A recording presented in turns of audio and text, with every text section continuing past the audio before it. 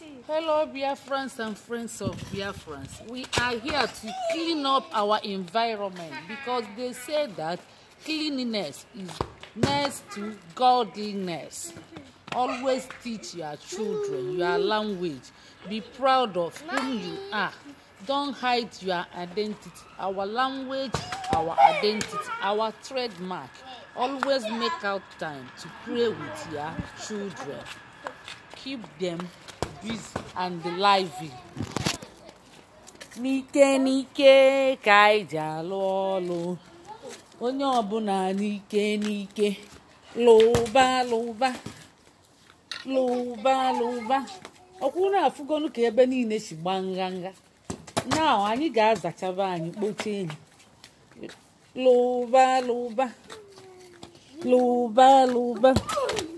Nike nike ka iji alụ ọlụ. Onye ọbụla nike nike. Lụba lụba. Lụba lụba.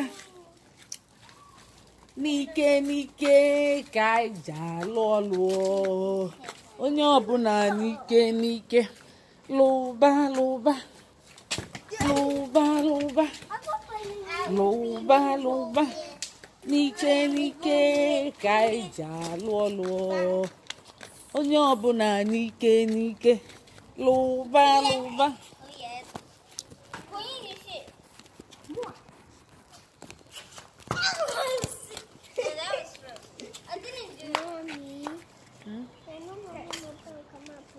She needs to put them with a new way we could not let them quiet away. We will get it from you.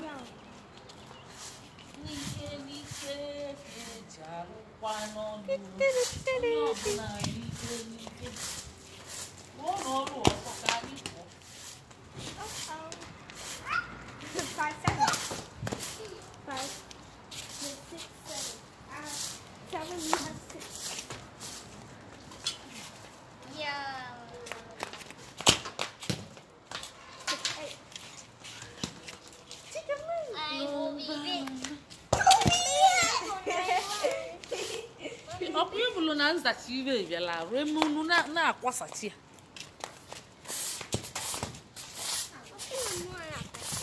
Onye na-akwasa?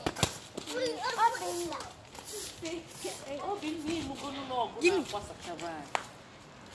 Imugonu n'ọgụ na-akwasachaba anyị.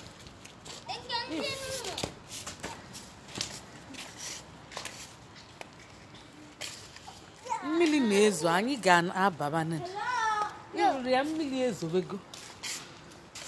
Ọ ya adịzi mgbe ọzọ ka anyị jebe anyị mmiri na-ezo mgbe mbọsị obodo dị mma anyị pụtakwa ngwa ka emesịa.